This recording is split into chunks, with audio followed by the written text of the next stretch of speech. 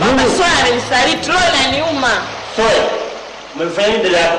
Sijafanya kitu mimi baba. Mimi nilitoka na shemeji nikaenda kuungana upepo nje ya bahari. Sasa kwa nini mgeni anakasirikia sasa kama hujafanya kitu? Unamwona yeye mjinga sana? Muongo mkubwa. Alimtosha ili akafanya naye mapenzi. Ndio maana siku zote nilikuwa nakataa uhusiano na mwanadamu. Sasa kuanzia leo ndoa yako na Maki nimeivunja. Na wewe Soya, adhabu yako inafuata.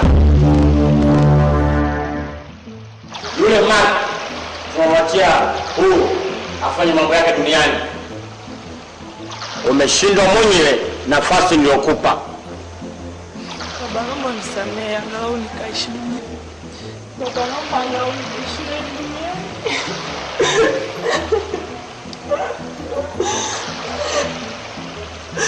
Shumeleta mwanangu, bahati haiji mara mbili. Nimeshaamua, nimeamua. Basi.